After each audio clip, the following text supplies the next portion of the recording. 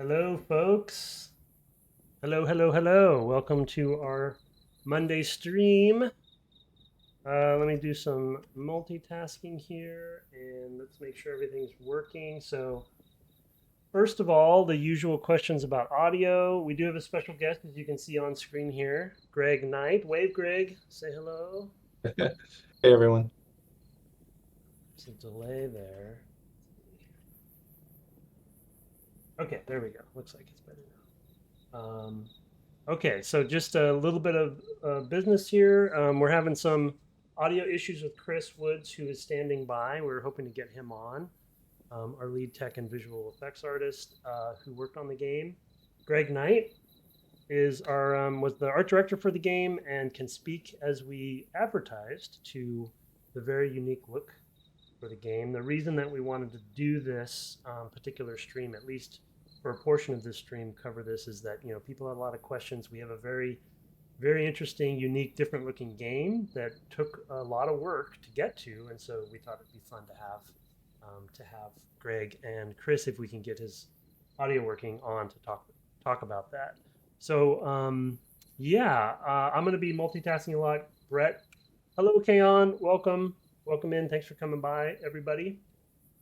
Brett is on chat, co-piloting, and also running around here. We might have other players around too, but we're not actually going to play a match. We're going to just kind of do a sort of tour, if you will, art-focused tour, and ask questions. So please, hello, Pang. Uh, please ask questions if you want to. This is intended to be a bit of a deep dive, kind of nerdy, developer focused, session. So that's why we had. And Greg is volunteering his time to come over. He does have a bus to catch later, so we do have him for a short time. Well, not a short time. We have plenty of time, but he will disappear at some point. So, Greg, to jump right in, I've chosen to come to this location. For those who haven't seen it, we did release our pre-alpha art focused trailer last Thursday. So check that out on YouTube if you haven't seen it yet. But that gives you a great overview of sort of like how, trailer for how we kind of came to our art style. Especially a shout out to Brendan, who did, I know Greg did a lot of the editing for that thing, as I recall. Brendan Yep. Morrow. So yeah. So what were our inspirations, Greg? Where do you want to start? I have some Yeah, no, images to thanks, put up. Tim. Yeah, this is great. Definitely, if anybody has any questions, feel free to bring them up, and we'll try to work it in. Just to set the foundation a little bit, when Twin Suns started up, I had known Tim for years working together, and was really excited to have the opportunity to come back and work with a lot of people that I really enjoyed working with back in the old LucasArts days. As you may or may not know, a lot of us came from the Republic Commando team. It was just a really awesome collaborative environment where good ideas could come from everywhere. And being such a good dev experience, I was hoping to relive that. And so when I came to join Twin Suns, one of the challenges we had a few challenges. We knew that we wanted to remain a small team. That we were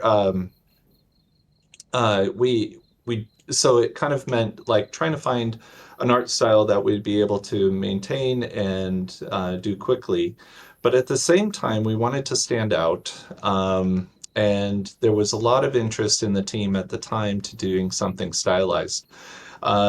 There I love stylized projects as well, but I've mostly worked on realistic projects, and I knew that from having tapped into a couple other kinds of stylized projects, I knew how challenging it can be. A part of what makes it challenging is of trying to get your team fully aligned on the vision and being able to replicate it without a lot of guidance. And I think it's one of the lesser known things about stylized projects, especially if you're on your first iteration of it, is in most cases, there isn't a benchmark or something you can point to and say, it's like this, and help the team kind of align behind that. So in the beginning, there was a lot of experimentation and kind of exploration, exploring what we wanted to do with this style. Knowing Tim and I both come from a huge appreciation for comic books, for example.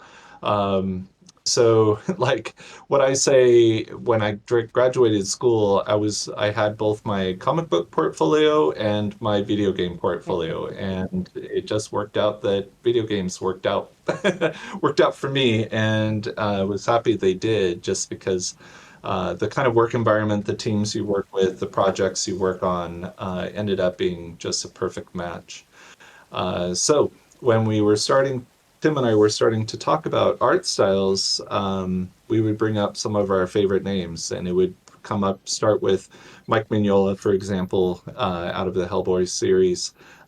His use of graphic shapes and bold colors, and most of all, flat black. In the comics were just really graphically appealing. Uh, but my own personal preference is a little bit more realistic. So I was really drawn to other artists. Like one of my favorites is John Paul Leon, who sadly passed away in 2021, or You want me to 2021. show anything, Greg? Or Sure.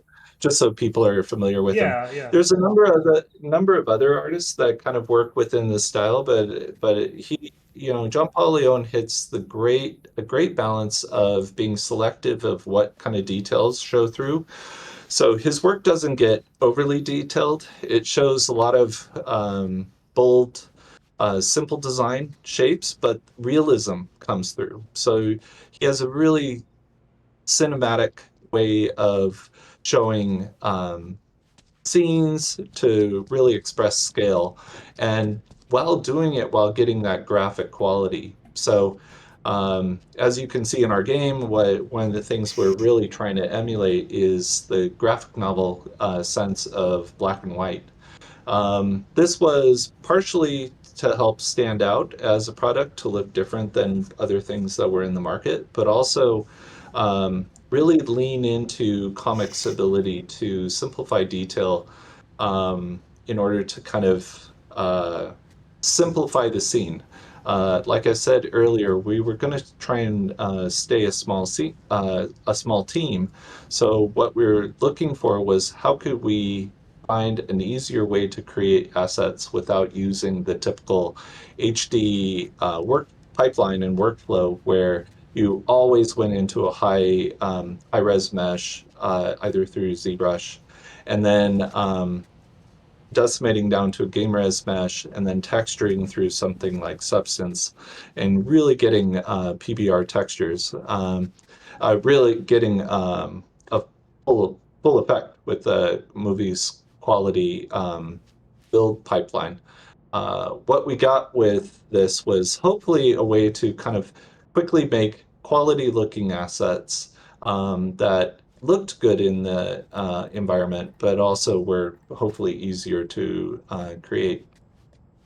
One of the big challenges of this was technically, how do we get there? It's one thing to do concept art of it, but to kind of find the next step to being able to see it in screen. If you've had a chance to talk to Tim or anyone else from Twin Suns, there's a lot of push towards looking at things on screen and playing with it.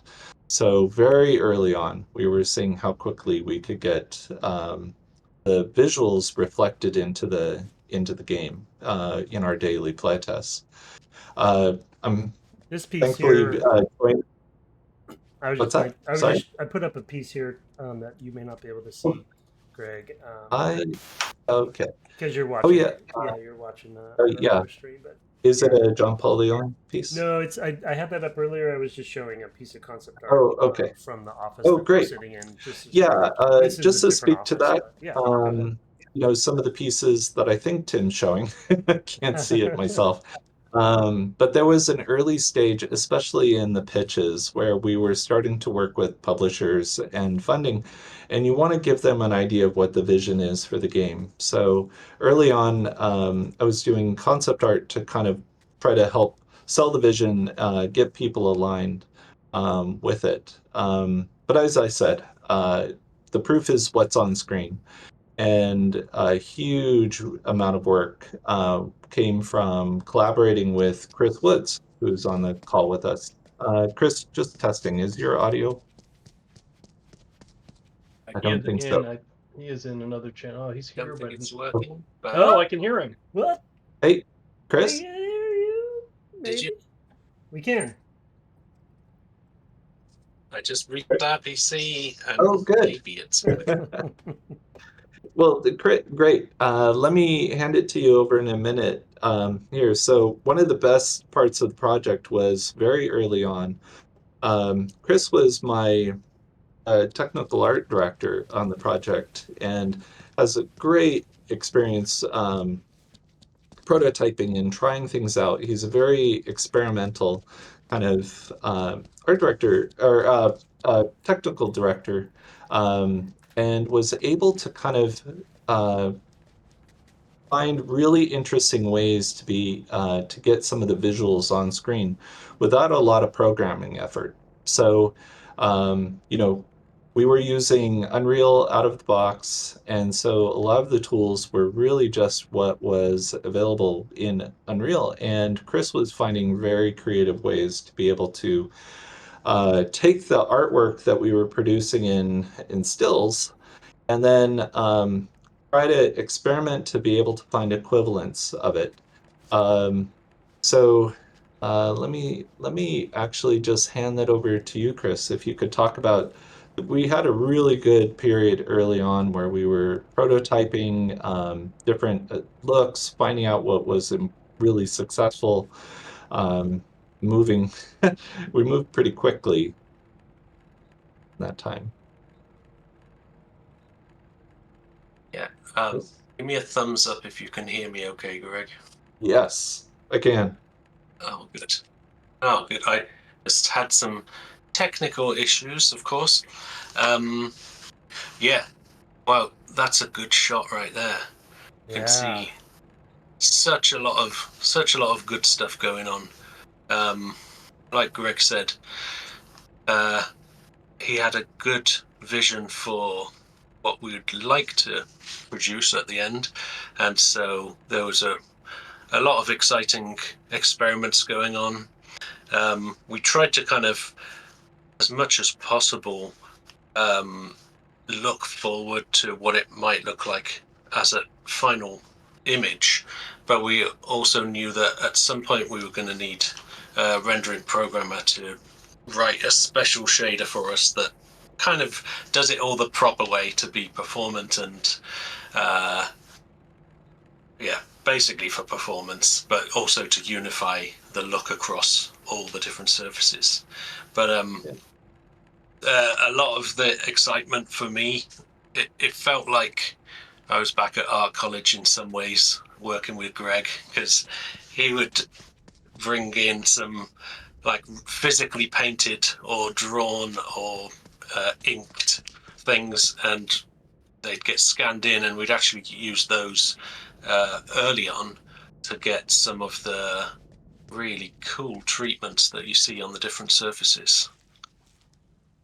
Yeah, I was gonna go to maybe the red. I think even just breaking down some of what's going on, like when we knew that if we were using such solid blacks and ink areas in order to reflect like a graphic novel kind of imagery, we knew that we were going to lose a lot of dimension and space.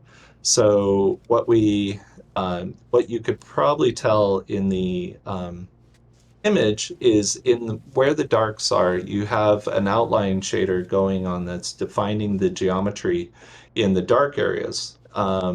And this is something that you do see in comic book work where they'll use a a white outline around things to help define it in the darks. And this ended up being a really huge help for us to be able to define shape.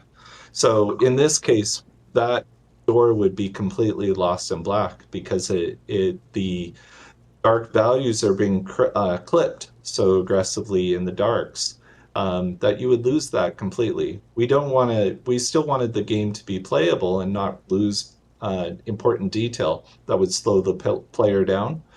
And that's where, like, the neat thing about that outline is it's not actually a white. It's kind of a light or a light or middle value gray, and that's because we were getting such a strong contrast at that outline area that it was a little too hard to look at and visually hard. So if you look at it, it's kind of got a softer value. It's very meant to be very playable and blend in there, but not be so visually jarring.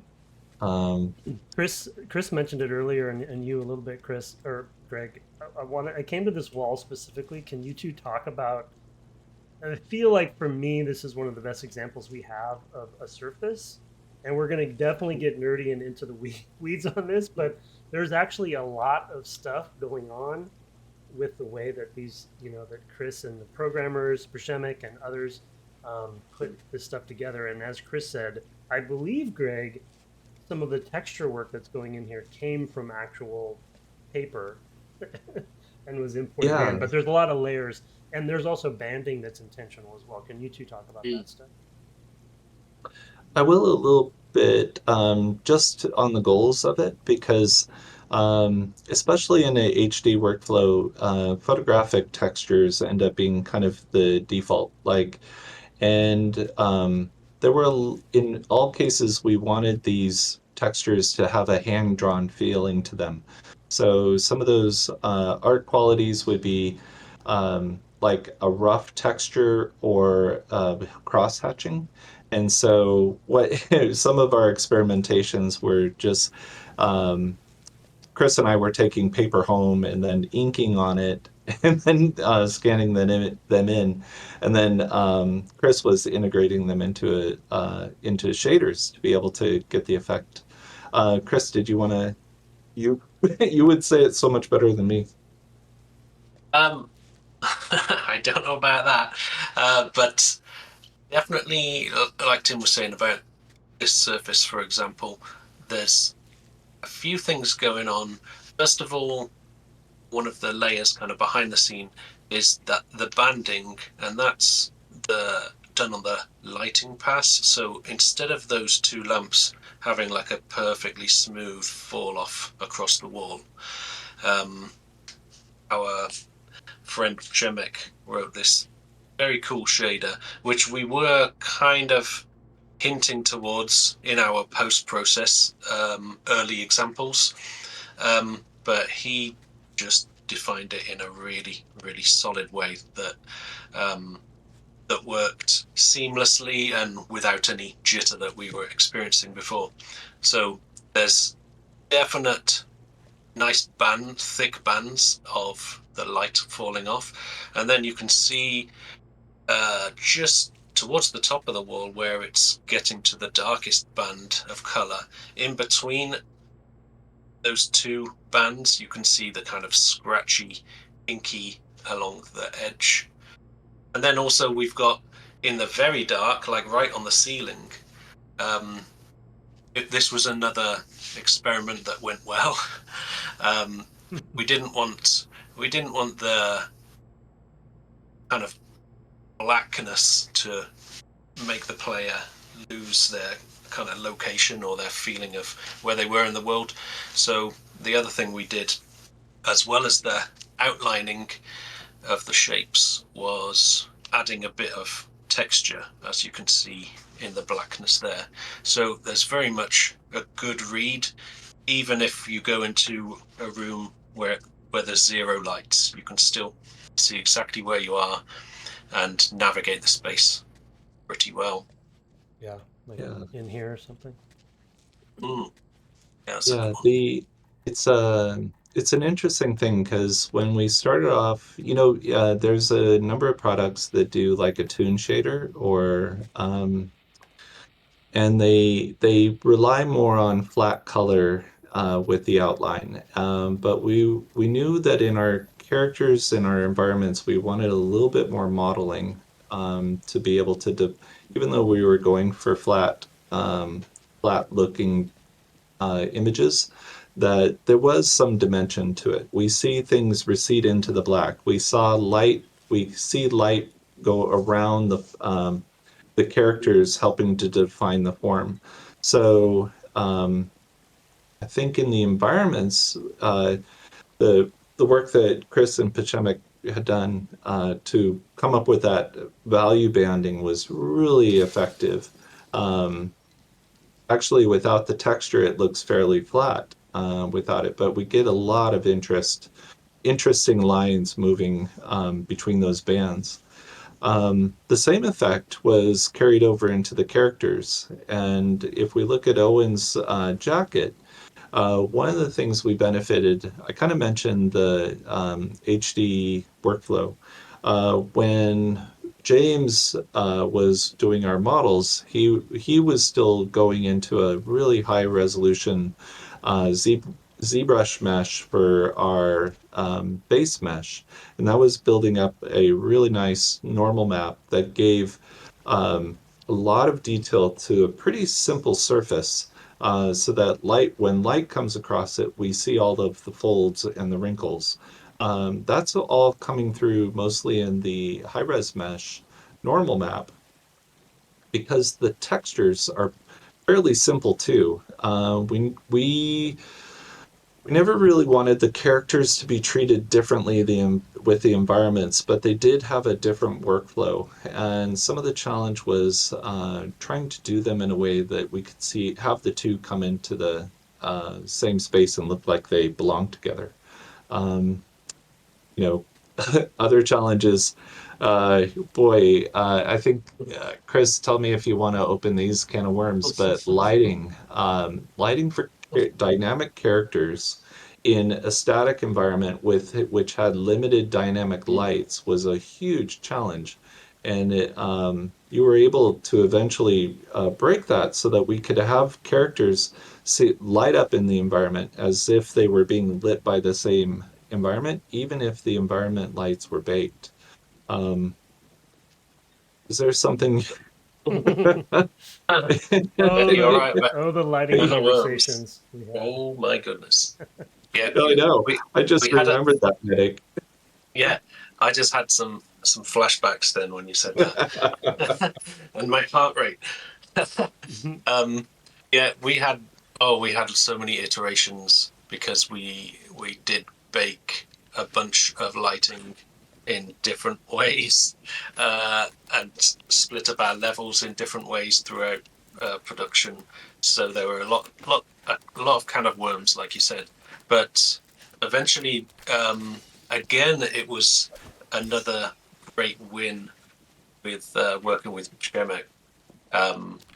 We had this kind of experimental idea that has been done plenty of times in different games, but it wasn't just out of the box, and it was using a bit more of the reflection probes as kind of light sources on the characters, so it would actually pick up the different colored lighting from around the player, and we basically had to boost it and apply it in the shader at the correct point so that it didn't just wash out the characters or look too weird.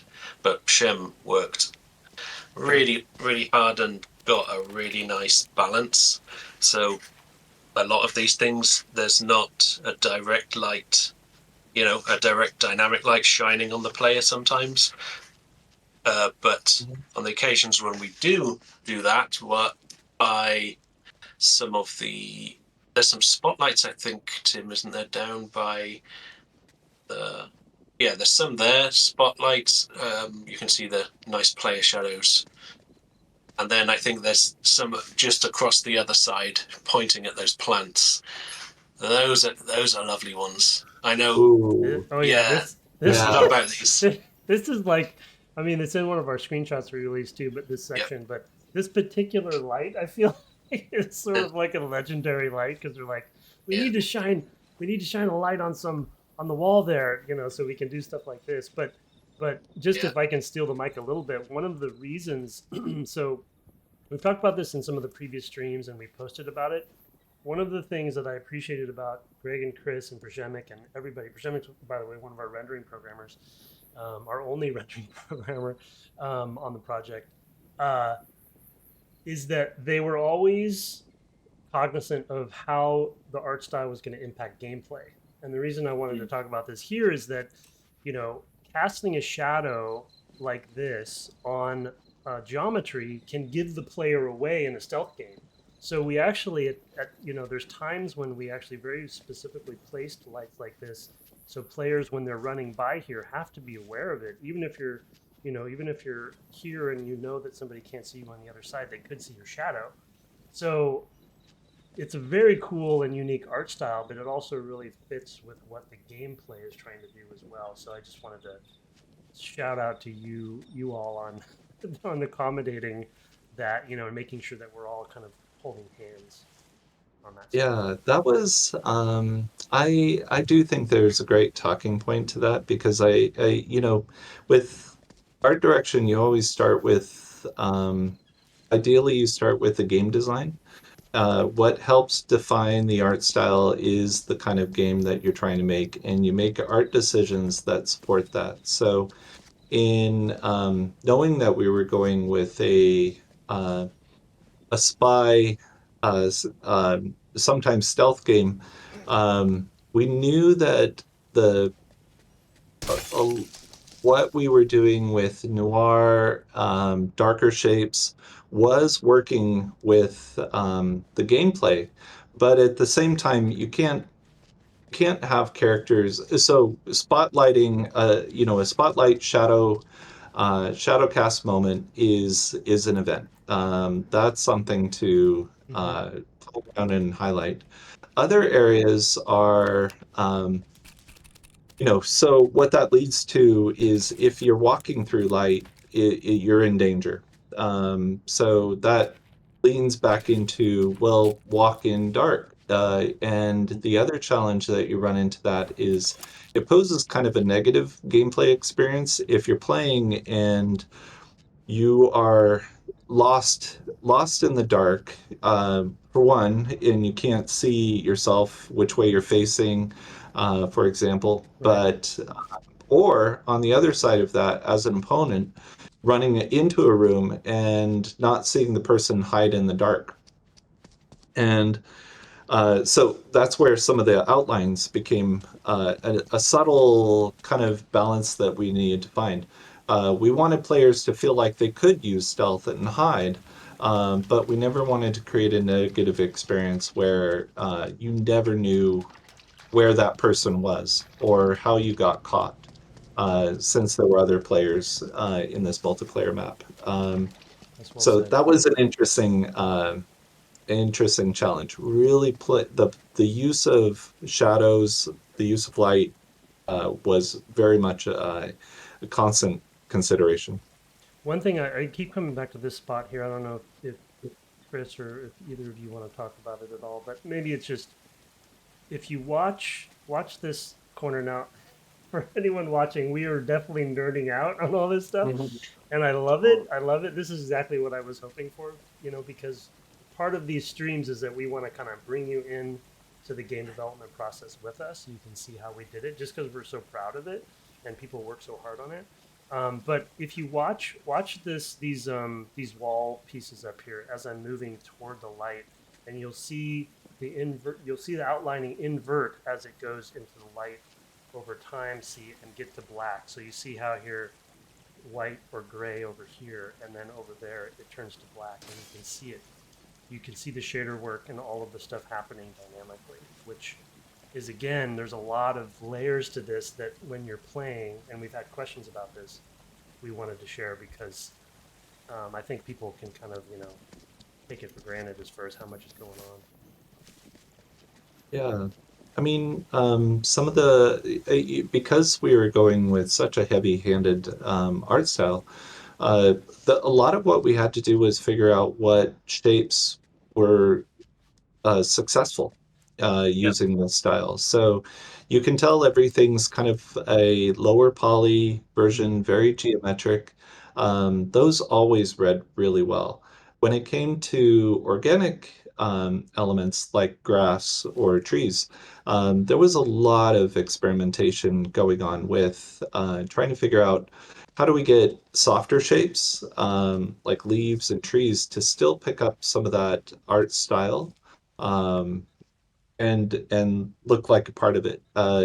This view is interesting because I feel like the ivy vines that we had on the walls were successful for breaking up very pretty simple geometric shapes. When it came to the bushes, there was a number of experiments where to try and find forms that read well. I think in cases like these, they're hand drawn. Um, Even this effect for the Yeah, player when they it's enter the gonna show grass and they disappear in the grass, like that's so another many example. iterations. Yeah, we wanted the player to feel like they could hide, but there again, you need to know which way you're facing. Just a normal fade wouldn't work in our graphic style. Transparency looks a little strange. So we wanted to use it very sparingly. Yeah. I remember Yeah. Chris agonizing over how we were going to do the bushes for a long time. Yeah. Yeah, it was um, lots of experimenting. Yeah. Another thing to bring up is one of the challenges we knew we were going to run into is depth. When you're talking about high contrast, how you define depth of things can be a little challenging. So as you could tell, there's a depth fog going on, and that ended up being a really useful tool because just like in comic book coloring, when books are using colored line instead of black line to help imply depth. It gives you a lot of opportunity for kind of additional color in the background, as well as helping to define what's on top of what. So in this space where we meant to have like a lot of floodlight and almost atmospheric moisture in the air, you get kind of this lighter volume of value, but then as you leave out of it, it gets dark again. But looking across the island, it gets very light just to where you're defining shape. Very much the goal of anything in the distance was to turn into a really basic silhouette. Yeah, that's a great point. Yeah. Mhm. Um, Remember, Go a ahead. lot of the things to do with the lighting were also connected with performance. Like we definitely established that people wanted pools of light, around the level. That was like People. a phrase, pools of light. I People, wonder as who in, those people were. yeah, those people, and that was awesome. But we knew we couldn't afford a dynamic light for every single one of those around the level, so we had to just use them sensibly and best bang for buck for different spots on the level. So some pools of light will be, you know, have a simple spotlight above it. Some look similar to a pool of light. Maybe they don't have a dynamic spotlight, but it's still dangerous because if you're silhouetted against a bright patch on the ground, then you're in danger. And then the other light was like the big shadow casters onto the walls, which are even more dangerous than the other two in some ways. So it was a nice balance of getting awesome looking visuals, but also Yeah. the tie in with gameplay that was really neat. Yeah, it's a good point that As people know, especially people who are watching this, probably game development is always, and anything creative is obviously all about different compromises and different techniques that you come up with to get the end result. And to Chris's point, like there's a lot of smoke and mirrors and tricks happening here to make this all come together. And it because, like Greg said at the beginning, we didn't really have an exact video game target we could use. It was a lot of iteration, a lot of trial and error, and a lot of failures that didn't work out that led to get us to this success. So, at least from speaking for myself, I'm really happy with where we are. The reason I'm sticking into the Chancery in the Chancery district, by the way, is because that's as you know, the area that's been arted the most. So the rest of it's all, um, gray box like this. Oh, I Yeah. just wanted to mention the art team as well.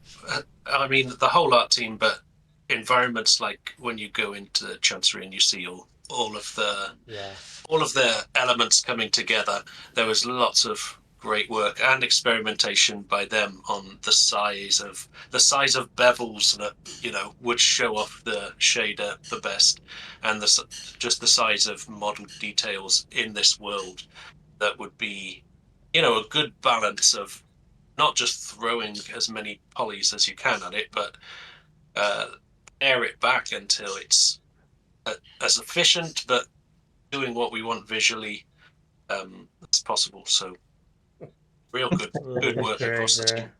Well, Yeah, totally agree. It's definitely a team effort. yeah, it's true. Yeah, the modeling concept team all were amazing. I think one of the things that we wanted to be the environment. It's interesting in a multiplayer game because you don't have the opportunity for overt storytelling. You're kind of taking advantage of the mood and atmosphere to passively tell a story. And one of the things with this environment is because you're kind of behind enemy lines, which is the perfect story. It's in the middle of the night. You're on a mission to kind of extract as much intelligence out of the location as you can. So some of this, every room we tried to kind of figure out what was the story or what's the opportunity. Like in these cases, we were trying to think of this as a 1970s server room almost, where it's just a bureaucratic level of data that's being stored and recorded, where below it's the archives, the library, where there's just the same kind of books of paperwork, reams and reams of it.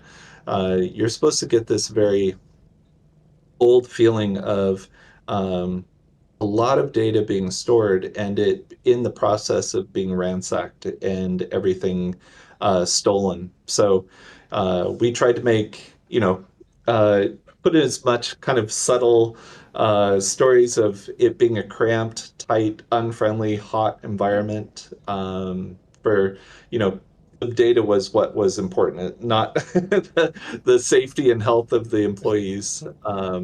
And it was just in that one Easter egg room with the Dev Club interrogation room, we were always trying to show class of employees. Like up here, we're in the executive office on the top floors, where you feel like in the embassy that you have uh, references of lockers, safes, security cameras, like as if everyone's being watched, but also importance. And then down below, you run into more business desks, people processing data. They're tight. It's as cramped as you can make a multiplayer game map. And then and always putting in as much as additional story. Like um, one of our concept artists, Kalina, did most of the artwork that appears on the walls. And one of the goals of it was to give a feeling of isolation and sternness. So any of the portraits are meant to look mean, like not friendly people at all. And the environments are meant to feel um, uh, like somewhat lonely and torturous. So you kind of find every opportunity you can to visually tell this, um, reinforce that same story that people are being watched. It's an unfriendly environment, and um, I think in a game where the normal gameplay has you running through rooms very quickly, looking for your objective. In this case, it would have been the intel that you're trying to find, and then while trying to get around the NPCs of the map. Um, Trying to throw things that the viewer may or may not um, ex- uh, spend a lot of time reading and looking at, but it hopefully all contributes to a feeling that reinforces the game.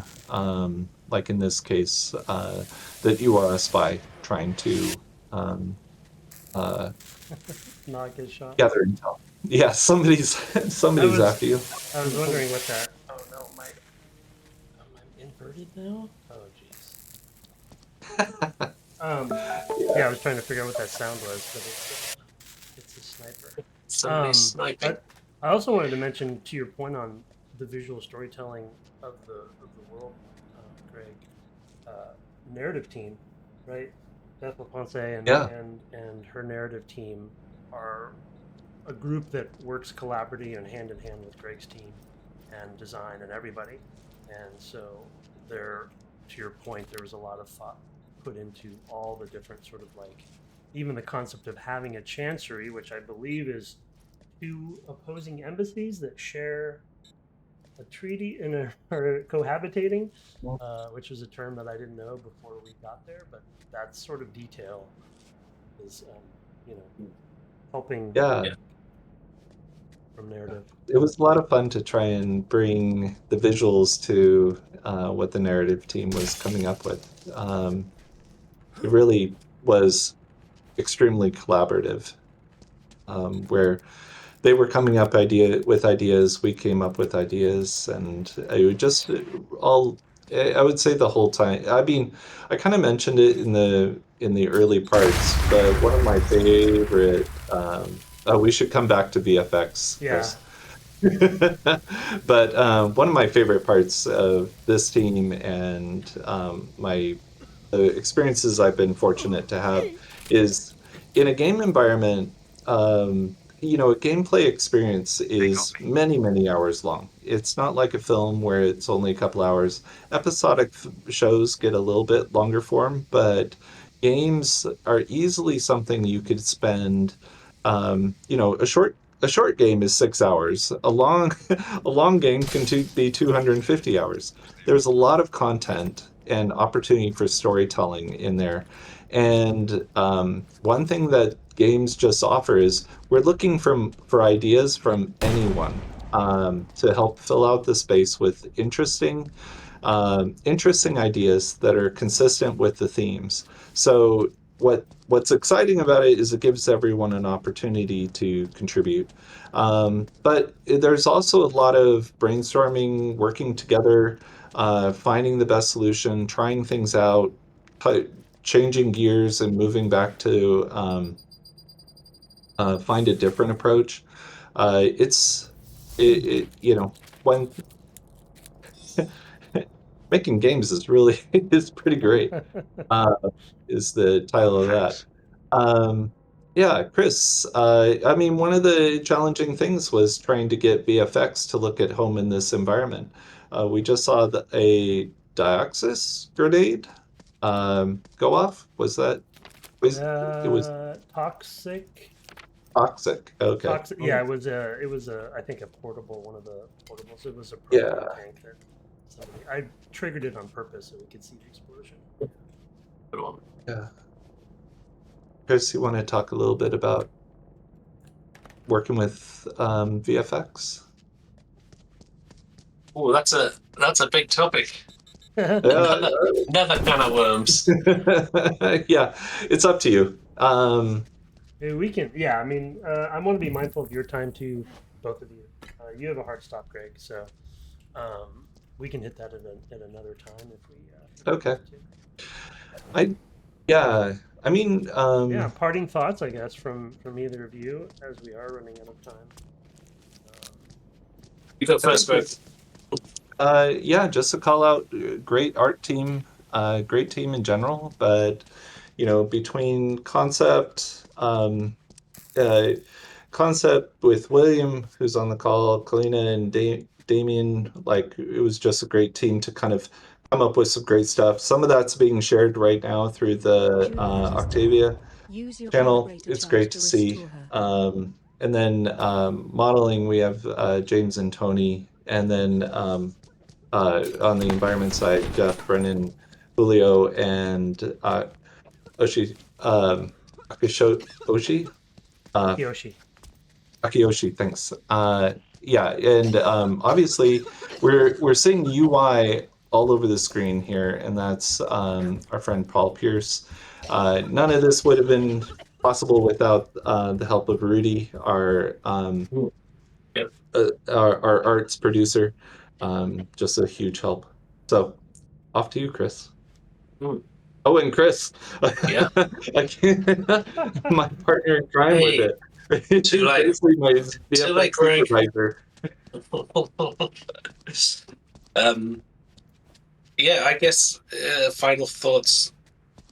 Awesome team again, and it was really good working with Greg, especially just before I got hired. Someone said what Greg needed, and it was like, oh man, this is going to be a great collaboration, and working, bouncing things off each other and checking in regularly was, well, we made some good progress, but I think at the end of the day, however good it looks, it's all about the gameplay, and thankfully it looks awesome, and it's also super fun.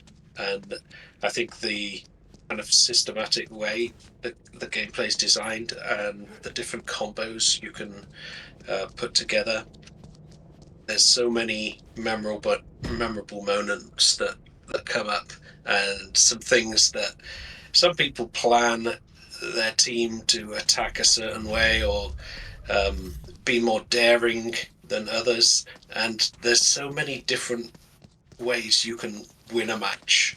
It really does, really shows the care of the design team and the experience, I guess, making such a kind of a deep, easy to get into, hard to master, and deep gameplay. So, Chris, nice that work. was beautifully said. You're bringing a tear to my eye to have you end on gameplay. It's to your point. It's a full collaboration. The game is what it is because of everyone's efforts, not just art.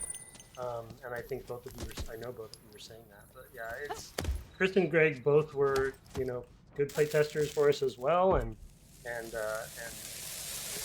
was really, I'm genuinely warms my heart to hear you say that, Chris, because it is a super fun game too. But it definitely is a full collaboration of all those elements together, and obviously couldn't do any of this without programmers. Brett being on right next to me in the game. That guy. Well, it's good to see you again, Brett. Yeah, good to see everyone. I appreciate the opportunity. Likewise, Chris.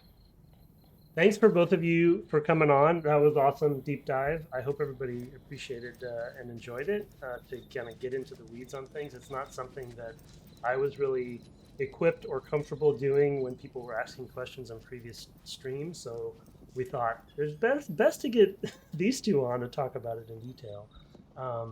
And so, yeah, thanks for doing that. I think with the time being what it is, we probably, I don't know if we'll play a match or not. We're kind of out of time, and Greg and Chris have to go. So you two, I'll wave goodbye. Good to see you. Bye, everyone. And take care. Thanks for coming on. Appreciate it. You're welcome. Thanks. Do we all want to play a match? You want to do a quick match? People, I think, have been waiting patiently. Of course, or less patiently, depending on. Yeah, I think less. Yeah, there's a trap right over here. All right, let me let some folks know. I'm going to start a new server.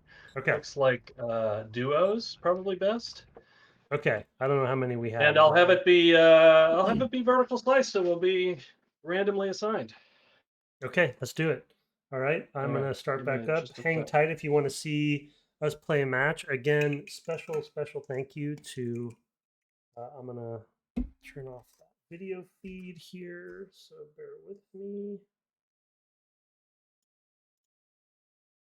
And there we go.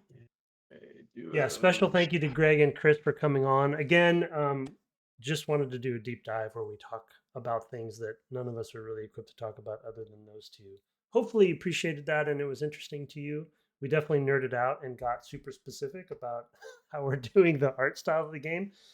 But if there's one takeaway that I wanted people to have for having them come on and talk about it in such depth is that there is so much going on. Even though it's a stylized game, even though we have a simplified look to help the gameplay within a stealth action multiplayer game, even though we have all of these elements that when you quickly look at it might be no brainers after the fact, I just wanted everyone to hear from the horse's mouth how many iterations we went through, how difficult it was to get to that point, how many layers are happening and going on at one time that you don't even really, you're not consciously aware of. It's all sort of just in the collective sort of creative process of it all that it all comes together. But there's actually a lot of complexity to make that look what it is. Should I start back up? Yeah, go ahead. Everyone can jump in. We're gonna do duos. I'm gonna play. I need to blow off some steam. So I'm gonna jump in and play. Probably perform horribly. We're gonna have random teams, duos. I think our third episode so far, we played some duos, so we talked about that a little bit. Kind of should speak for itself, but hey, Calamity. Hey, Lost Lake. Hey, Madam Hermit. Thanks, everybody, for coming on. And, I feel like I should play somebody else. I'm just not up for it. Thanks everyone for coming on. Oh, hey. Voice channel and talking. Are we doing social heroes? Social duos? That's an experiment. Let's do it. Let's do it. That's Kim Possible, everybody. Hi, y'all. The one and only. All right, yeah, let's. There we go. Prepare for your mission. Okay, for all of those team members who are playing in this match, we are playing social duos. Which last episode we described in our solos match what social solos is, which is a mode that we discovered over the course of development that we plan to actually support more fully once we ship, and that is sort of a solos mode you play with your friends, a little Among Us-y, kind of a little bit like metagaming where you're poking at each other and kind of having fun, all being in the same sort of party chat, if you will, while playing. This is not a mode we've actually experimented with much. This is social duos, so we have teams of two. As you can see, I won't even say who my team member is, but they are already pretty. I guess we've done this. We've definitely had matches where we've been like, teammate, I am at this place. Yeah, please. That's true. You're right. Teammate. So yeah, don't frequently do it. Exactly. I'll give something away, and plus people are watching the stream probably anyway. All right, so here we go. So early game. I don't know if Brett's probably playing, so he probably isn't. I am playing, but I will try to. So there is a question whether we have a season-long arc planned. Yeah, so we actually do have planning against. If you specifically mean post-launch kind of stuff, or season 0, as they would say. We do have actually plans, believe it or not, and this isn't meant to be a reveal, but because we're trying to bring people along for the ride for this development, and I broke that window, and there came the IBI. we also want to be as transparent and open as we possibly can about things like that too. So we actually do have, I believe we have maybe 8 seasons planned out post-launch of potential content. Now, of course, we haven't started working on all of that content, most of it. We haven't started working on, but we have future locations and maps. Of course, this map is very deep and has a lot of hours played on it, and we haven't needed another map for a long time. But we do know we will want other locations, which we'll reveal over time where those will be. We have characters. I think we have 8 total characters planned out, and the roadmap is actually for 16 characters. And then to speak for Beth and her team on the narrative side, we actually have, I'm letting my teammate down here.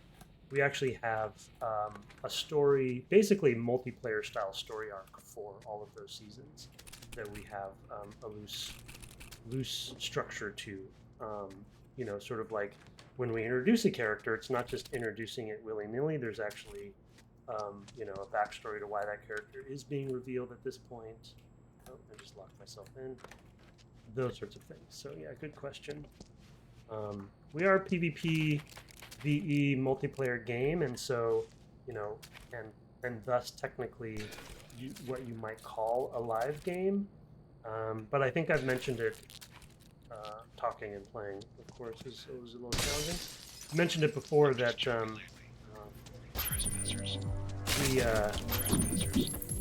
we are planning and have started sort of concepting out a PvE only mode where there are no other players. So maybe more cooperative with basically missions and objectives and things like that would utilize the same sandbox, modified maps and things like that. Yeah, and we have aspirations even for more story-driven content like a campaign down the road, because we do really believe and hope and want this to be more of a, hopefully multiple games at the end of the day. We don't have enough intel. We collect more intel. I want to get in there. Joseph? Is everyone in the game? I don't have a teammate. Well, you're playing solo. We only have 3 teams going right now. Oh no. Oh, you're saying count-wise, we should have more. Asymmetric? Yeah. Now we're testing. We talked about that last time too. I brought a guard. Oh. Okay, I'm gonna go back to muting because I have a tendency to say bad words. Oh boy. Oh.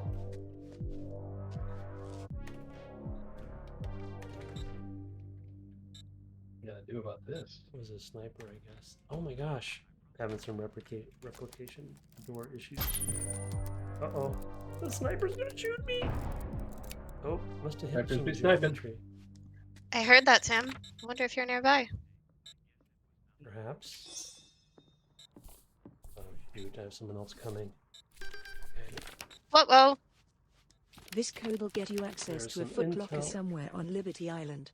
Might be worth your time. Mission that allows me to get maybe an early weapon or something. I feel like I must have gotten a tracker on me.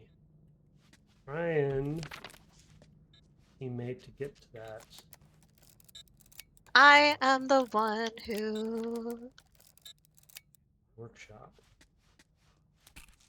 Disarming that, replacing it so it's now on our side. Another few traps detected. Oh, Calamity wants to know if our next level will be, our next map will be Museum Gala or Volcano Lair. No, I will say our next map most likely is going to be, I would say, more of a tropical fare. That's all I'll say. I don't want to speak for Beth yet. Moonbase is the suggested other option there. Moonbase. Moonbase might be on the docket sometime in the future. Well, so here, let's be straight about it. So, not only is this the Cold War era, alt history, Cold War sci-fi stuff. A rival shroud has been eliminated. I bet that was that you, Joseph. I think Snoop tried to follow me into a secure room, and I beautifully demonstrated my often stated PSA announcement, which is to always close the door behind you. Oh no. Always, always, always close the door behind you. We've cracked the code Sorry, for a level Snoop. 1 workshop. Ignore it to your peril. Locate As a Brett is frequent on my ignorer. team. Yeah. If Brett is on my team and ignores that rule, he hears about it. Yeah, it's good wisdom there for Octavia. Yeah, so the other element, other than the alt history sort of 60s espionage sort of spy feel, is another element we talk a lot about is the space race of the time. And so because this is alt history, of course we can have fun with crazy science fiction concepts and Stop you know that stuff shroud that's a from little more uploading out there data. and have 6 some minutes remaining flexibility. for arrival And shrouds. so you joke about upload. Moonbase, maybe in a bit of a Bond kind of way or what have you, but for us, come on, door. It fits right in, even though it has some cliche and kind of stereotypical spy theme to it. It really works out well. So it might be a Moonbase in a far future. But yeah, setting it in its time, we're trying to make everything be very motivated and have a reason for being. Obviously, we want it to be cool and each map to be different and than the last map and to have its own identity. But one thing that Beth and her team is really good at is making sure that everything is motivated and fits in well within the universe. Oh, low gravity. I hear Bioscene there. I see it in the chat. That, I think, came up. 5 minutes remaining for arrival shrouds upload. It's open. But I'm sure Brett was like, no. No, I don't have a problem with low gravity environments. Okay, then Harley was like, oh. Somebody may have been that way. I don't remember it being me. So now you're watching 2v2, I think. Oh, look at this, folks. Look at this. Your shroud has access to level 1 workshop in the Impossible park. heard me say that. Heard that or not. Oh. Ah. Everybody knows. Okay.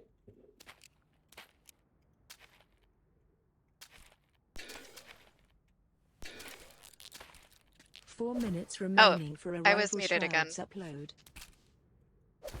Get people to throw propane tanks 6 times farther. Yeah. We'll also do a Jupiter level where you can't throw it at all because you're just pinned to the ground. Oh, science jokes. More than one. Be Ah, careful. my goodness. Stop that shroud from uploading data. 2 minutes remaining for arrival shrouds upload. Okay, so we have two. Oh, Raven. Okay, teammate, which I think by now through process of elimination everyone knows as well. I'm letting you down on my way once this door opens. There was an article someplace recently. Can somebody remind me where it was? But I saw a recent write-up. Yet again, it's probably like the 10th one that I know of. The date to upload has How hard doors stabilized. are in game development. 3 minutes remaining for It was arrival like a, shrouds you know, upload. kind of a, not a white paper, but like a pretty in-depth article. Oh, And it was a repost of the original Liz England's. oh, okay, post. that's what it was. Yeah, it was a repost. Yeah, so that's right. And as Calamity points out, that's not a joke. That's real talk, is what that is. we I don't want to speak for Harley and the team We've or cracked the code for a level Joseph, 2 who main game is our submarine. lead programmer, who 2 minutes is one of remaining the for ones arrival shrouds most upload. impacted by doors. But as far as implementing them, I will say We spend so much time. we made our You'll work need is to cut use out your for us calibrated with our charge to doors help in this game. Constantine. They're I have not been just bested. doors. I think it's part of how we want doors to impact the gameplay, right? Like the whole thing about stealth, about Yeah. how Impossible talked about closing doors behind you being critical to gameplay. Another few There are traps easier detected. ways to implement doors, but we wanted it to, perform the way we want it to add to the gameplay. Exactly. Yeah. Where did you go, Tim? Nowhere. Oh, I see you. Thank you for that. Oh no, really? I will just Just be over metagaming you? here, doing this. 1 minute remains for arrival shrouds. Arrival shroud Pardon has claimed me. the transmitter. 30 seconds left for arrival shrouds upload. Can I do it too? Can I do this too? The date to upload has Huzzah. been released. Okay, I'm just gonna steal your 1 minute remains proxies. for arrival shrouds upload. Are you playing as Owen? No. No. Am I? Is who? Oh, I shoot, believe you are okay. the only Owen on the map, Tim. 30 seconds left for arrival shrouds upload. I'm just gonna hop back into my favorite spot over here and wait.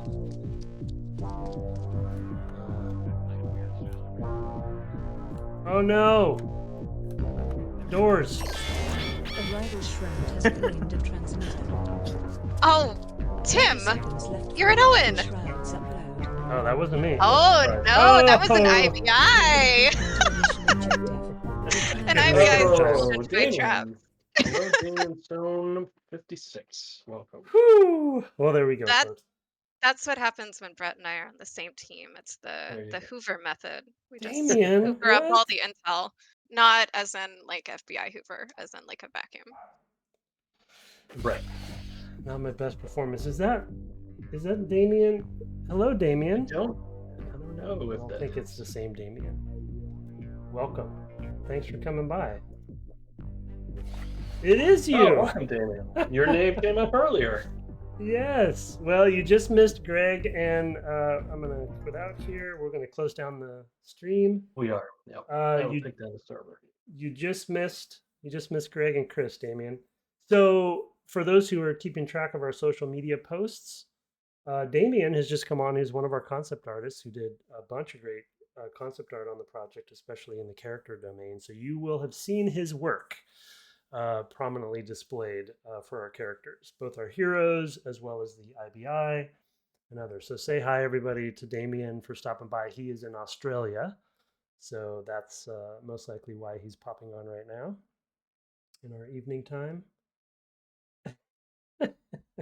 Oh yeah, no, family first, my friend. Say hi to everybody on the stream. We're winding down now, but we're glad you came on and we caught you at the last minute. We just did a social duos last minute after the deep dive in art. Well, thanks everybody. Good to see you, Damien. Good to see all of you as well. Thanks for coming on. And again, thank you to Greg and Chris for deep diving. Hopefully that was interesting and we didn't nerd out too much, but thought it'd be fun to talk art. Thanks, Brett, for co-piloting. My pleasure. And Joseph and Claire and Will, thanks for coming and sticking around and playing. Good game. Good game. I will see you all later. Thanks for watching. Bye. Bye.